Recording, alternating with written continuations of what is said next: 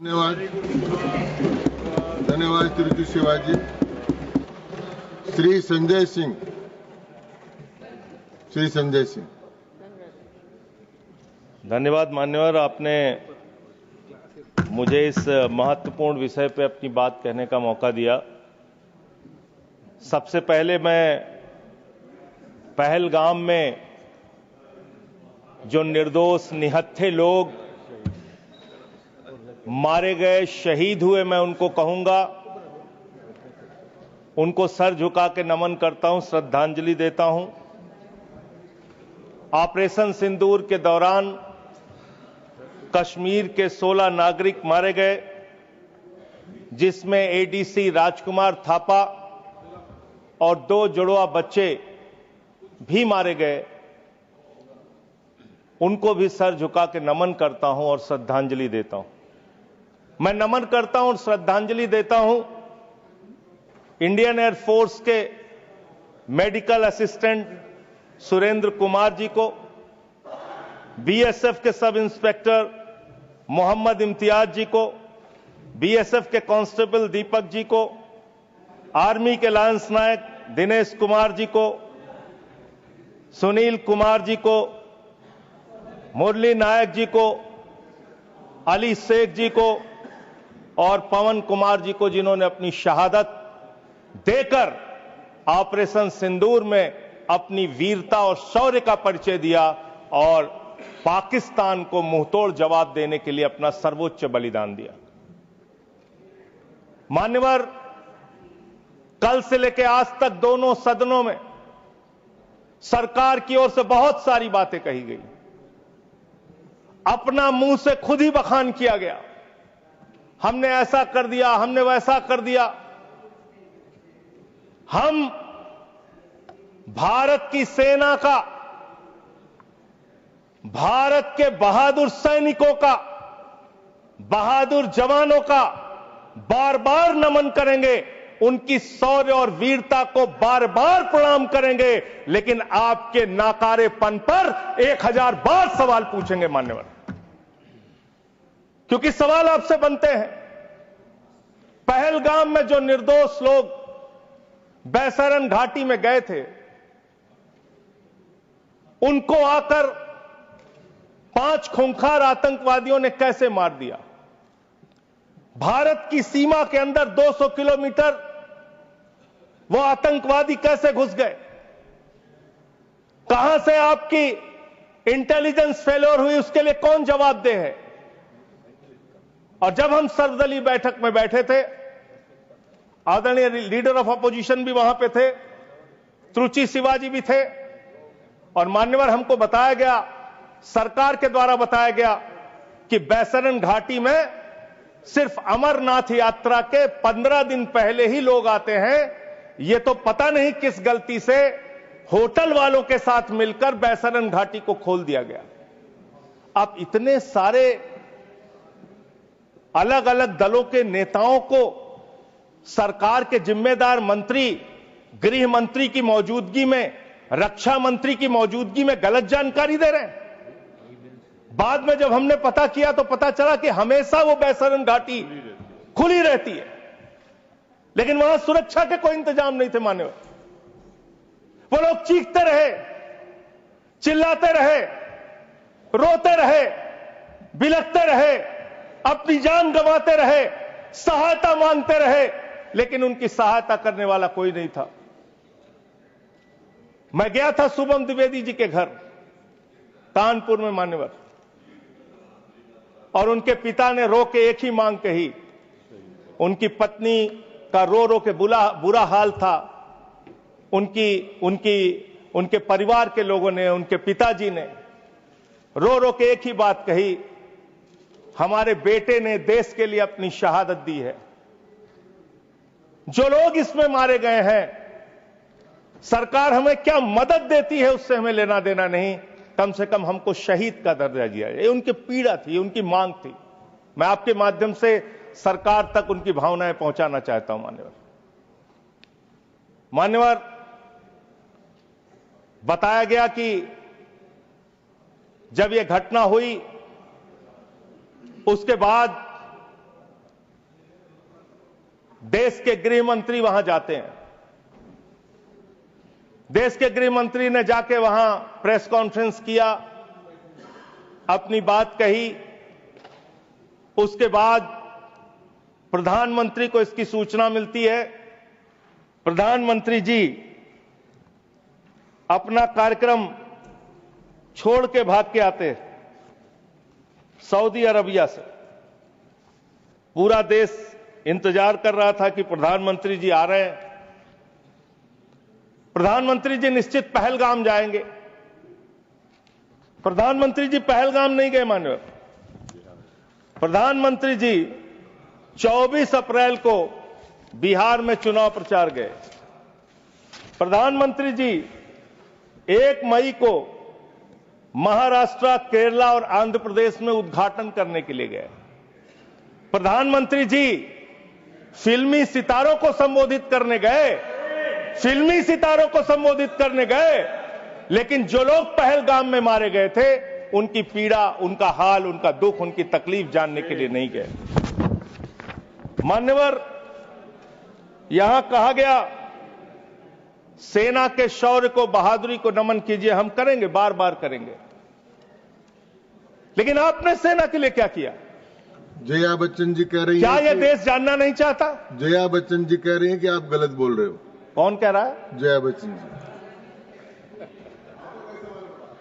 आपने उतनी दूर से नहीं सुना होगा मान्यवर, आपने सुना नहीं होगा। आप सुन लीजिए मान्यवर, आप सुन लीजिए, कृपया सुन लीजिए मान्यवर। तो फिल्मी सितारे जो आपने कहा ना, वो जिस तरह से आपने कहा कुछ डेरोगेटरी लगा, यही मेरा ऑब्जेक्शन। मान्यवर, नहीं, मैं ये नहीं कह रहा हूं कि फिल्मी सितारों को आपने संबोधित किया या किसी आप कार्यक्रम में गए, लेकिन आपकी पहली प्राथमिकता भारत के प्रधानमंत्री के तौर पे क्या थी? सवाल यह है कि पहली प्राथमिकता आपकी क्या थी? पहली प्राथमिकता थी देश में आते, बिहार का चुनाव छोड़ते, पहले आप पहलगाम जाते। पहले आप उस घटना स्थल पे जाते। हमारा सवाल यह है, अभी त्रुचि शिवाजी बहुत दुखी थे, कह रहे थे प्रधानमंत्री कहां हैं, सदन में क्यों नहीं आए, प्रधानमंत्री कहां हैं, प्रधानमंत्री कहां हैं? अरे शिवाजी, वो अवतार है, इंसान नहीं है। वो अवतार है, कृपया भगवान है, अदृश्य। इधर देखें, अदृश्य नहीं, कल तमिलनाडु में ही थे अभी सर, सर ये बड़े परेशान है कि प्रधानमंत्री जी सदन में नहीं आए। प्रधानमंत्री जी अवतार हैं, वो अदृश्य रह के भी कहीं मौजूद हो सकते हैं। उनको आना नहीं होता शारीरिक रूप से, वो प्रकट हो जाते हैं, प्रकट हो जाते हैं। नॉन बायोलॉजिकल है सर वो, तो इसलिए प्रधानमंत्री कभी नहीं आते ऐसे मसलों पे। 18 घंटे काम करते हैं प्रधानमंत्री, लेकिन इतने गंभीर विषय पे दोनों सदनों के अंदर चर्चा हो रही है। 18 घंटे काम करने वाला प्रधानमंत्री 2 घंटे भी दोनों सदनों में क्यों नहीं है? यह सवाल हम लोग पूछना चाहते हैं। आपको इसका महत्व नहीं नजर आता? आपको कह रहे हैं आपकी बात सुनने के लिए नहीं आना चाहते, राजनाथ सिंह की बात सुनने आ जाते। ये लोग भी बकवास करते हैं। हम लोग जब बोले मत सुनो, भेज दो वापस, कम से कम अपने लोगों की तो सुनने आ जाओ। बकवास वो भी सुनने नहीं आते। बकवास बोला सर, बकवास सब नहीं, उन्होंने बोला हट जाएगा दोनों। जैसे आप उनका सुन ले वैसे मैंने उनका सुन लिया, मैंने उनका सुन लिया। तो आपके मंत्री यहां बकवास करते हैं? आपके माननीय मंत्री, सांसद, नेता जो आते हैं यहां बकवास सब मत बोलिएगा, आप चेयर ने मना कर दिया। चलो मान्यवर, ये सेना के सम्मान की बात हो रही है। आपने कितना सेना का सम्मान किया? 3 साल तक भारत के सेना की भर्ती बंद रही मान्यवर, और उन 3 सालों में भर्ती बंद होने के कारण 1,80,000 सेना की तादाद को कम किया गया। उसके लिए आप जिम्मेदार हैं। बार बार आपसे सवाल पूछा जाएगा और आपकी आलोचना होनी चाहिए। आपने भारत की सेना में भर्ती होना, वो चाहे उत्तर प्रदेश का नौजवान हो, चाहे बिहार का, चाहे हरियाणा का, चाहे राजस्थान का, चाहे हिंदुस्तान के किसी कोने का हो, उसके लिए गौरव और सम्मान की बात होती थी। सुबह 4 बजे उठ के दौड़ लगाता था, मेहनत करता था, उसकी मां दूध पिला के तैयार करती थी अपने बेटे को कि कभी जरूरत पड़ेगी तो अपने प्राणों की आहुति देके भारत माता की रक्षा करेगा। ये आपने उस जगह पे 4 साल की नौकरी कर दी। आप सेना के सम्मान की बात करते हैं। आपके पास सब कुछ के लिए पैसा है, अपने दोस्तों के ऊपर लुटाने के लिए लाखों हजारों करोड़ रुपए है, लेकिन सेना के जवान को आपने अग्निवीर बना के 4 साल की योजना में उनको जवान बना दिया। उनके लिए तनख्वाह देने के लिए पैसा नहीं है आपके पास। बीएसएफ के जवान, सीआईएसएफ के जवान, पैरामिलिट्री फोर्सेस के जवान, उनको पेंशन देने के लिए पैसा नहीं है, शहीद का दर्जा देने के लिए पैसा नहीं है आपके पास। आपके पास सीआरपीएफ के जवान, उनको पैरामिलिट्री फोर्सेस को आपको पेंशन देने और शहीद का दर्जा देने का पैसा नहीं है। आप सेना के सम्मान की बात करते हैं। आप सेना के सम्मान की बात करते हैं। मान्यवर, सबसे बड़ा दुख इस बात का हुआ, कल से कहा जा रहा है नहीं, हमने अपने आप सीज फायर डिक्लेयर किया, हमने अपने आप सीज फायर डिक्लेयर किया, इसमें किसी तीसरे देश का हस्तक्षेप नहीं है। आजादी के बाद से लेकर आज तक भारत का स्टैंड एक ही रहा है, हम पाकिस्तान के मामले में किसी भी तीसरे देश की मध्यस्थता नहीं मानते। अगर उस बात के साथ किसी ने धोखा किया है, किसी ने विश्वासघात किया है, तो उसका नाम है भारत के प्रधानमंत्री नरेंद्र मोदी। मैं इस सदन के अंदर कहना चाहता हूं, आपने उस भावना के साथ विश्वासघात किया है। मानवर, अमेरिका की मध्यस्थता आपने स्वीकार की, और मैं इसलिए चंद लाइनें आपके लिए कहना चाहूंगा कि तू इधर उधर की ना बात कर, तू उधर उधर की। आप ही का चेहरा आ रहा है सर, थोड़ा निर्देश दे दीजिए, आप ही को दिखाए जा रहे हैं बार बार। तू इधर उधर की ना बात कर, ये बता कि काफिला क्यों लूटा। मुझे रहजनों से गिला तो है, लेकिन तेरी रहबरी पर सवाल है, आपकी रहबरी पर, आपके नेतृत्व पर सवाल है, और यह सवाल बार बार पूछा जाएगा।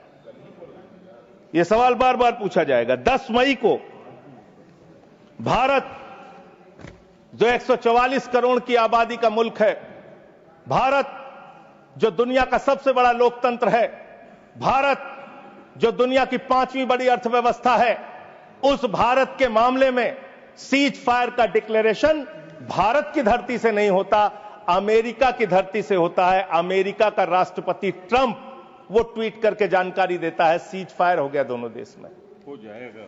हमारी सेनाएं लड़ रही हैं, हमारी सेनाएं मैदान में हैं, और अमेरिका का राष्ट्रपति कह रहा है सीज फायर हो गया। क्या लिख रहा है वो अमेरिका का राष्ट्रपति? After a long night of talks mediated by United States, I am pleased to announce that India and Pakistan have agreed to a full and immediate ceasefire. Congratulations to both countries on using common sense and great intelligence. Thank you for attention to this matter. फिर उसके बाद उपराष्ट्रपति JD Vance, 10 मई को इनका tweet आता है, great work from president's team, specially Secretary Rubio, and my gratitude to the leaders of India and Pakistan for their hard work and willingness to engage in this ceasefire. अब जो secretary Rovio का, United state के secretary Rovio का जो tweet है, वो अगर मैं इस सदन में पढ़ दूंगा तो सरकार को बहुत शर्मिंदा होना पड़ेगा। इसलिए मैं आपको चाहता हूं कि इस पे जवाब दीजिए, जब जवाब दीजिएगा, और प्रधानमंत्री को जवाब देना चाहिए। ये 10 मई का ट्वीट है। मैं चाहूंगा सत्ता पक्ष विपक्ष पूरा सदन इसको सुने। Over the past 48 hours, vice president Vance and I have engaged with the senior Indian and Pakistani officials, including Prime Ministers Narendra Modi and Shehbaz Sharif, External Affairs Minister Subramaniam Jaishankar, Chief of Army Staff Asim Munir, and National Security Advisors Ajit Doval and Asim Malik. I am pleased to announce the governments of India and Pakistan have agreed to an immediate ceasefire and to start talks a broad set of issues at a neutral site. We commend Prime Ministers Modi and Sharif on their wisdom, prudence and statesmanship in choosing the path of peace. कृपया Sir, इनको प्रमाणित करके ये प्रमाणित कर दूंगा sir, दे प्रमाणित दूंगा करें, इसको और ये प्रमाणित करके दें। सर मुझे बोलने, उसके मैं बोलने दे रहा हूँ आपको। अरे सर ऐसे आप बीच बीच में बोलेंगे तो मैं नहीं बोलता बीच में जी। आप प्रमाणित करके दे, उसके बाद इसको रिकॉर्ड में ले। हाँ, सर इसको हटा क्यों रहे हैं आप? नहीं हटा रहा हूँ, मैं ये कह रहा हूँ कि आप मैं ये कह रहा हूँ कि करेंगे ये तो ये प्रोसीडिंग में जाएगा। मैं इसको दे रहा हूँ सर, आपको दे दूंगा। हाँ दीजिए, दे दूंगा सर। मान्यवर, मैं बड़ी विनम्रता पूर्वक इस सरकार से ये पूछना चाहता हूं कि ये सेक्रेटरी, यूनाइटेड स्टेट का सेक्रेटरी जो है रूबियो, वो कह रहा है 10 मई को कि पिछले 48 घंटे से प्रधानमंत्री नरेंद्र मोदी से, पाकिस्तान के प्रधानमंत्री शरीफ से, वहां के एडवाइजर आसिम मलिक से हम लोग बातचीत कर रहे थे। आसिम मलिक कौन है सर? आसिम मलिक कौन है? आसिम मलिक है आईएसआई का चीफ, जो पाकिस्तान के द्वारा प्रायोजित आतंकवाद का संरक्षक है। भारत की सरकार उससे बातचीत कर रही थी जब सेना लड़ रही थी। 8 मई को जब सेना लड़ रही थी, आप आईएसआई से बात कर रहे थे। आप आईएसआई से बात कर रहे थे। आसिम मुनीर और आसिम मलिक दोनों से आप बात कर रहे थे। आप बात कर रहे थे आईएसआई से। हमारी सेना लड़ रही थी, आप आईएसआई से बात कर रहे थे। एक मिनट, आप शरीफ से बात कर रहे थे। क्या आप पॉइंट ऑफ पाकिस्तान ऑर्डर से है? बात कर रहे थे। एक point of order, point of, हाँ बाबू, एक I am not in sir. माननीय सभापति महोदय, निवेदन है, रूल सर, रूल आपके माध्यम से माननीय संजय सिंह जी को सर, निवेदन करता हूं। एक बार वो ट्वीट को जिसको ऑथेंटिकेट करने की बात कर रहे वो थे, करी मैंने उनको, वो वापस पढ़ें और पढ़ करके हिंदी में, या तो मैं तो गांव का आदमी हूं, अंग्रेजी समझता नहीं, समझा दें कि इसमें कहां इंटरप्रिटेशन है कि भारत सरकार बात कर रही थी उससे। वैसे पढ़ देता हूं। अपनी कन्वीनियंस मैं में फिर से इंटरप्रेट क्यों कर रहे हैं साहब? फिर से पढ़ देता हूं सर। मैं मंत्री जी की मांग का समर्थन करता हूं। भाई मैं मंत्री जी की मांग का समर्थन करता हूं। मैं फिर से पढ़ रहा हूं।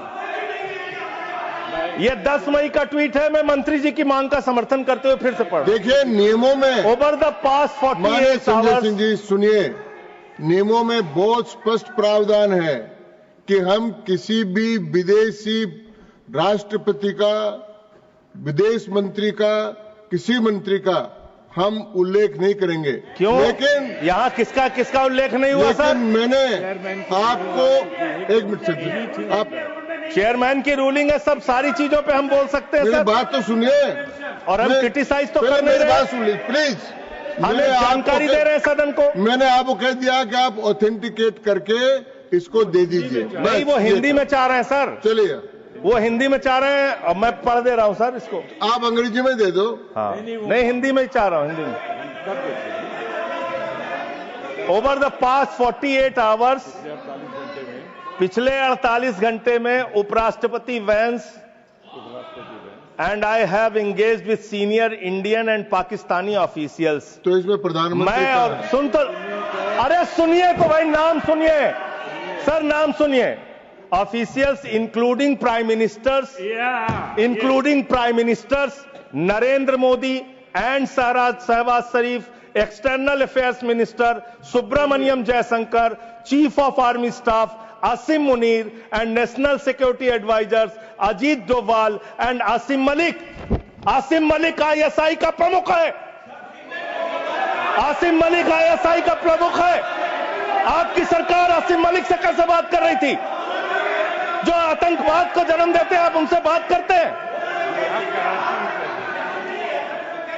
और वाइस प्रेसिडेंट बेंच ने की है, और फिर तो मोदी जी ने बात की, डिस्टर्ब करेंगे, ठीक बात ने बात की। ये सर, ये ठीक बात नहीं है। जबरदस्ती डिस्टर्ब करेंगे, ठीक नहीं है सर। मैंने अपनी व्यवस्था दे दी। सर ये झूठा शब्द बोल रहे हैं। इनको झूठा शब्द तो नहीं आएगा। इनको आप आगे बढ़िए, आगे बढ़िए सर। इसके बारे में मैंने व्यवस्था दे चुका। सर मान्यवर, 10 मई को, मदन जी कृपया बैठ जाए। 10 मई को यह सीज फायर की डिक्लेरेशन होती है। 5 जून को कृपया अरे बैठ सुन जाए। लीजिए यार सर, मैंने जजमेंट इसमें दे दिया सर, उसका, कृपया बैठ जाए। 5 जून को पाकिस्तान को संयुक्त राष्ट्र संघ की एंटी टेररिस्ट कमेटी जो है उसका वाइस प्रेसिडेंट बनाया जाता है। हम जानते हैं इसमें अमेरिका की ही चलती है, अमेरिका के कहने पे बनाया। पाकिस्तान एंटी टेररिस्ट कमेटी का वाइस प्रेसिडेंट बन रहा है।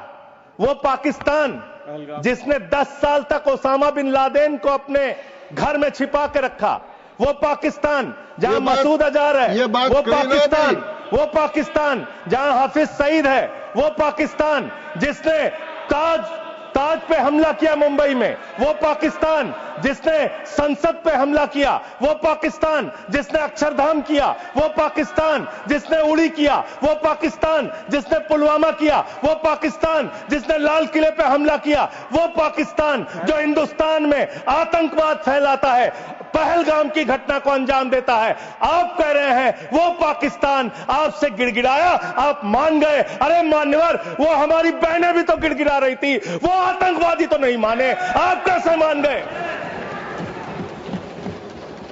वो बहनें भी तो गिड़गिड़ा रही थी मान्यवर, वो भी तो कह रही थी आतंकवादियों के सामने कि मत मारो मेरे पति को, मत मारो, लेकिन मारा उन्होंने। आप कह रहे पाकिस्तान का डीजीएमओ बात कर गया, पाकिस्तान के डीजीएमओ ने कह दिया कि अब हम आगे कोई घटना नहीं करेंगे। आप मान गए उनकी बात?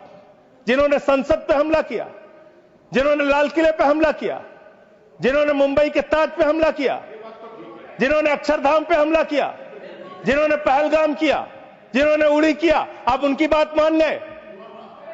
पुलवामा किया, और पुलवामा मान्यवर, आप सेना के सम्मान की बात करते हैं मान्यवर। 19 जून को अमेरिका ट्रंप के लिए प्रचार करने मैं नहीं गया था मान्यवर, ट्रंप के लिए प्रचार करने महामानव गए थे, मैं नहीं गया था। अब की बार ट्रंप सरकार उन्होंने नारा दिया था मान्यवर। और ये 19 जून को क्या किया? उस ट्रंप ने 19 जून को क्या किया? 19 जून को उसने आसिम मुनीर को बुलाया, पाकिस्तान का आर्मी चीफ, उसको बुलाया सेना का, और उसको बुला के बंद कमरे में लंच कराया। लंच कराने के बाद नहारी खिलाया, हो सकता है नहारी खिलाया हो। और लंच कराने के बाद जब दोनों लोग निकले तो उस लंच में पता चला कि वो आसिम मलिक भी था, आईएसआई का प्रमुख जो था सर, वो भी था बातचीत में। जो इंडिया के अंदर जो आईएसआई आतंकवाद की घटनाएं देता है, जब को अंजाम देता है, वो भी था। तो जब उससे पूछा गया ट्रंप से what he wanted to achieve from meeting mister Munir, the US president said, well I stop the war, I love Pakistan, I love Pakistan. ये ट्रंप बोल रहा है। मोदी का दोस्त, सर बार बार आप ही आ जा रहे हैं, मना कर दीजिए, ऐसे क्यों कर रहे हैं? बार बार आप ही आ रहे हैं। आई लव पाकिस्तान, ऐसे स्ट्रेटेजिक खेल मत खेलिए सर। आई लव पाकिस्तान कह रहा है ट्रंप। वहां पाकिस्तान और अमेरिका का इलू इलू चल रहा है, और आप कह रहे हैं अब की बार ट्रंप सरकार। आप कह रहे हैं 14 फरवरी को जाके, 14 फरवरी 2025 को प्रधानमंत्री जी गए थे, मागा plus मीगा becomes mega partnership for prosperity. आप कह रहे हैं मोदी जी 14 फरवरी को गए थे। 14 फरवरी 2025 को जब आप गए थे तो 7 फरवरी को वही अमेरिका हमारे भारतीयों को बेड़ी में बांध के अमृतसर में उतारा था सर। आप यहां उतरे और आपने आपत्ति नहीं की। आप कह रहे हैं मेगा मीगा मागा, वहां कर रहे हैं मेगा मीगा मागा, मेगा मीगा मागा, और वो अमेरिका आपके साथ ऐसे विश्वासघात कर रहा है। अभी उसके बाद ये तो आई लव पाकिस्तान बोला, फिर उसके बाद डिप्टी पीएम पाकिस्तान का उप प्रधानमंत्री गया 25 जुलाई को, उसने यूएस सेक्रेटरी से मुलाकात की, रूबियो से, मार्को रूबियो से, और उसके बाद ये लास्ट की लाइन खाली पढ़ रहा हूं, I also thanked him for Pakistan partnership in countering terrorism and preserving regional stability। ये धन्यवाद कर रहा है अमेरिका का मार्को रूबियो सेक्रेटरी कह रहा है कि पाकिस्तान को हम धन्यवाद देते हैं आतंकवाद से लड़ने के लिए। तो मुझे एक लाइन याद आ रही है, खुलूस मतलब होता है मोहब्बत। प्रधानमंत्री जी के लिए और अमेरिका के राष्ट्रपति के लिए एक लाइन में पढ़ना चाहूंगा। प्रधानमंत्री तो फिदा है उनके ऊपर, ट्रंप के ऊपर, तो प्रधानमंत्री की ओर से ट्रंप के लिए लाइन है कि तेरे खुलूस ने रखा मुझे अंधेरे में, तेरे खुलूस ने रखा मुझे अंधेरे में, तेरा फरेब मुझे रोशनी में ले आया, तेरा फरेब मुझे रोशनी में ले आया। ये फरेब पे फरेब, फरेब पे फरेब, धोखे पे धोखा, ये लगातार हो रहा है। मान्यवर, अब मैं एक बहुत ही महत्वपूर्ण बात आपके सामने रखना चाहूंगा। हमारी सरकार ने कहा हम अपने वीर जवानों के लिए ताली बजाएं, हमने ताली बजाया। हम उनका नमन करें, हमने नमन किया। आपने क्या किया? भारत के सेना की बहादुर बेटी कर्नल सोफिया कुरैशी के लिए आपका बीजेपी सरकार का मध्य प्रदेश का मंत्री कहता है वो आतंकवादियों की बहन है। और यही नहीं मान्यवर, बात यहां तक नहीं रुकती। कर्नल सोफिया कुरैशी को कहा आतंकवादी की बहन है। भारत के विदेश सचिव विक्रम मिस्री जी, उनकी बेटी के लिए सोशल मीडिया पे इतनी ज्यादा आपत्तिजनक बातें लिखी गई, सरकार ने कोई कार्रवाई नहीं की और विदेश सचिव को अपना ट्विटर का अकाउंट लॉक करना पड़ा। अब अपने लोगों को सुरक्षा नहीं दे पाते, अब अपने लोगों को सुरक्षा नहीं दे पाते। और इतना ही नहीं मान्यवर, जो हिमांशु नरवाल जी की विधवा थी, बेवा पत्नी, उसने सिर्फ इतना कहा कि आतंकवाद को आतंकवाद के तरीके से निपटिए, लेकिन देश में अमन और शांति रखिए, कोई आपस में इसको लेके सांप्रदायिक दंगे फसाद लड़ाई झगड़े ना हो। इसमें कौन सी गलत बात कह दी? आप तो खाली ताक में रहते हैं हर मौके का फायदा उठाने के लिए। पहलगाम की घटना हुई मान्यवर, हम लोग श्रद्धांजलि अर्पित कर रहे थे और भारतीय जनता पार्टी के ट्विटर हैंडल से, मैं पूरी जिम्मेदारी से कह रहा हूं, अगर मैं गलत कह रहा हूं तो राष्ट्रीय अध्यक्ष जी यहां बैठे हैं बीजेपी के, मना कर देंगे। उन्होंने क्या पहला ट्वीट क्या आया? धर्म पूछा जाति नहीं, धर्म पूछा जाति नहीं। और जो कथावाचक मारे जा रहे हैं हमारे उत्तर प्रदेश में, वहां तो जाति पूछ के मार रहे हैं, जाति पूछ के मार रहे हैं, मंदिरों में घुसने नहीं दे रहे हैं, जाति पूछ के मार रहे हैं। ये भी तो हो रहा है इस देश के अंदर। इसलिए आप विषय पर बोलिए। माननीय सदस्य बोल रहा हूं सर। नहीं, विषय नहीं, ये विषय नहीं है ना, ये विषय है सर, ये विषय नहीं है। हाँ, आप विषय पर बोलिए सर, विषय यही है। नरवाल और आप एक बात मैं कह सकता हूं सर, विदेश सचिव का नाम नहीं लिखे, मंत्रालय का नाम लिखे। ये काहे के लिए?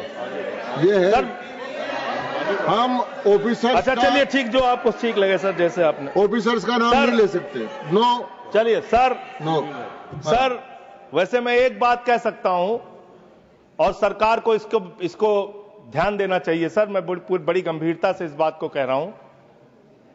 आप गोदी मीडिया से अपनी चाटुकारिता दिन रात करवाना चाहते हैं, करवाइए, कोई हमें दिक्कत नहीं है, वो लोग करेंगे ही।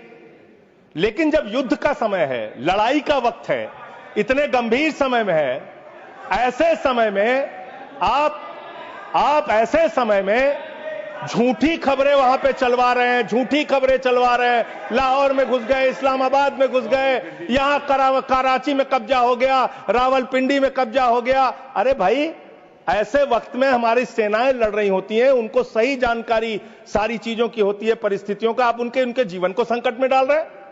कौन कहां लड़ रहा है, किस पोजीशन पे है, आप दुनिया भर की जो भी मनोरा खबरें चलाए जा रहे हैं मीडिया पे, तो इस पर भी रोक लगनी चाहिए। तीसरी बात, यहां पे चाइना की भी बात हुई। चाइना ने पूरी तरीके से पाकिस्तान का साथ दिया, पूरी तरीके से मिसाइल दिया, लड़ाई में हर तरीके से उनका साथ दिया, हर तरीके से पाकिस्तान का साथ देने का काम चीन ने किया। हर तरीके से पाकिस्तान का साथ देने का काम अमेरिका ने किया। और आप क्या कर रहे हैं चीन के साथ? मैंने कल देखा, मैंने सोचा मान्यवर कि चलिए इसी को देखते हैं। गलवान घाटी में जब हमारे जवान शहीद हुए, उसके बाद हमने चीन से अपने कैसे रिश्ते किए, आपने क्या किया, यह पूरे देश को जानना चाहिए और खास तौर से आपके समर्थकों को। 2020 के घटना के बाद गलवान घाटी में जब हमारे जवान शहीद हुए, उसके बाद आपने 4,83,033 करोड़ रुपए का आयात चीन से किया। 2021-22 में आपने 7,10,148 करोड़ रुपए का व्यापार चीन से किया, आयात चीन से किया।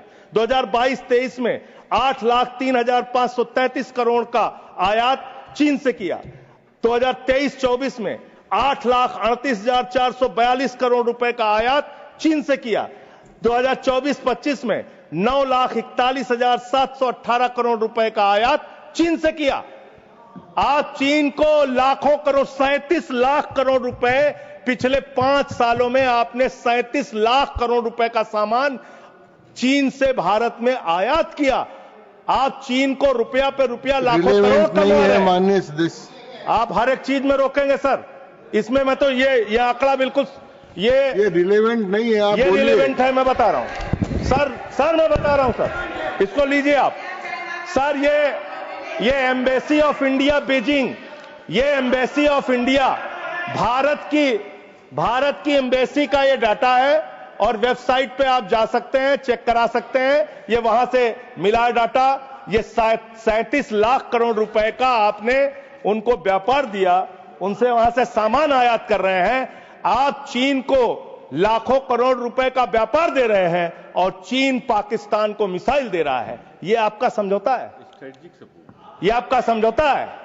आप उस चीन के राष्ट्रपति को झूला झुलाते हैं और ये हमारे साथ चीन कर रहा है, ये हमारे साथ चीन कर रहा है। ये इस देश को जानना जरूरी है। पाकिस्तान को कर्जा मिलता है IMF से, वर्ल्ड बैंक से, और ये कर्जा मिलता है लगभग 3 लाख करोड़ रुपए का कर्जा उनका सैंक्शन हो चुका है, मिल जाएगा। और काफी विरोध भी किया सरकार ने, लेकिन माने नहीं वो लोग, माने नहीं। लड़ाई के समय में उनका कर्जा सैंक्शन हो रहा है और वो पैसा कहां लगेगा? आतंकवाद को बढ़ावा देने में, आतंकवाद को फैलाने में। और अंत में बस मैं सिर्फ एक रिपोर्ट पढ़ के अपनी बात को खत्म करूंगा। हिंदुस्तान में आतंकवाद बढ़ कैसे रहा है, सोर्स पहले ही बता देता हूं। क्वेश्चन नंबर 2802 लोकसभा, दिनांक 18 मार्च 2025। भारत की सरकार का जवाब है, मेरा जवाब नहीं है। इस क्वेश्चन में पूछा गया गृह मंत्रालय से कि हिंदुस्तान में कितने ड्रग्स पिछले 5 साल में पकड़े गए। इसका तो क्या संबंध है इस चर्चा से? सर अब आप इसको भी नहीं मानेंगे, सर अब आप इसको भी नहीं मानेंगे। इस चर्चा से मतलब ये जो ऑथेंटिक डॉक्यूमेंट है इसको भी आप मानेंगे नहीं? डॉक्यूमेंट का नहीं है, जिस विषय पर तो मुझे आप कंटिन्यू पर चर्चा, मैं समझा रहा हूं सर, संबंध नहीं है। सर ये ड्रग्स का पैसा आतंकवाद में लग रहा है, ये ड्रग्स का पैसा आतंकवाद में लग रहा है। मैं नहीं कह रहा हूं, सरकार कह रही है। ये तो सुन लीजिए, सरकार कह रही है सर, मैं नहीं कह रहा हूं। पूरी बात ही आप नहीं सुनते सर। पूछा गया पिछले 5 साल में कहां कहां कितना मिला, तो बताया कि एक अडानी का पोर्ट है मुंद्रा में, वहां 260 करोड़ रुपए की ड्रग्स पकड़ी गई। फिर बताया अडानी का पोर्ट, ये तारीख है 26 मई 2022।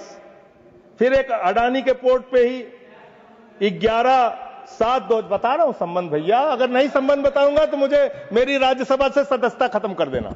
मैं कह रहा हूं आप इधर ही करो जी, उधर किस लिए कर रहे हो? हाँ, तो ऐसे टिक्का टिप्पणी ना करें। अडानी पोर्ट पर हीरोइन पकड़ी गई 150 करोड़ रुपए। तो अडानी ने पकड़ा ही ना। अरे सुन तो लीजिए सर, सुन ले। काहे अडानी का नाम सुन के काहे ऐसे विचलित हो जाते हैं सब लोग? अडानी का नाम सुन के क्यों ऐसे विचलित हो जाते हैं अडानी का नाम सुन के सर? और ये जो पकड़ा गया तो जिसमें जो लोग गिरफ्तार हुए, इसका भारत की सरकार ने अपोज किया, करना भी चाहिए। एनआईए ने किया, संजय सिंह ने नहीं किया, एनआईए ने करना चाहिए, किया इन्होंने। और जब विरोध किया तो एएसजी महोदय ने सुप्रीम कोर्ट में कहा, एनआईए ने सुप्रीम कोर्ट में कहा, अडानी के पोर्ट से 21,000 करोड़ रुपए की ड्रग्स पकड़ी गई है जो आतंकवाद में लगती है। यह है सर, यह सारा पेपर मैं आपको दे रहा हूं। इस देश के अंदर पाकिस्तान से, अफगानिस्तान से हजारों करोड़ का ड्रग्स आएगा और इसी देश में आतंकवाद फैलाया जाएगा, अडानी के पोर्ट पर पकड़ा जाएगा। अडानी कौन है? भारत के प्रधानमंत्री का सबसे करीबी व्यक्ति है। यह सवाल देश पूछना चाहता है, आप क्या करा रहे हैं देश के अंदर? इन ड्रग्स वाले मामले में जो पकड़े गए हैं, इस पर क्या कार्रवाई हुई है, जानना चाहता है देश। समाप्त हुआ माननीय सदस्य। मान्यवर, अभी बहुत समय है सर, 35 मिनट समय है।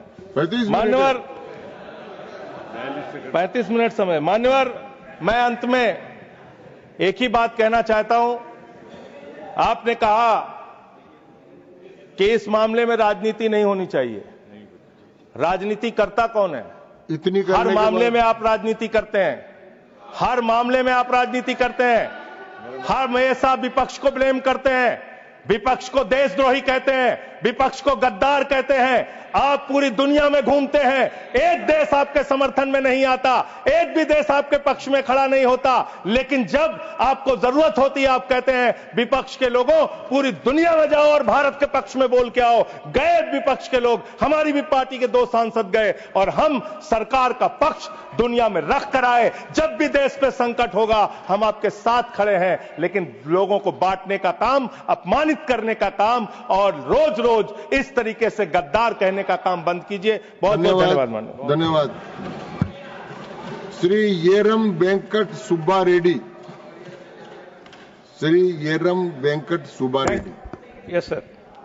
Thank you, Vice Chairman, sir, for giving me this opportunity to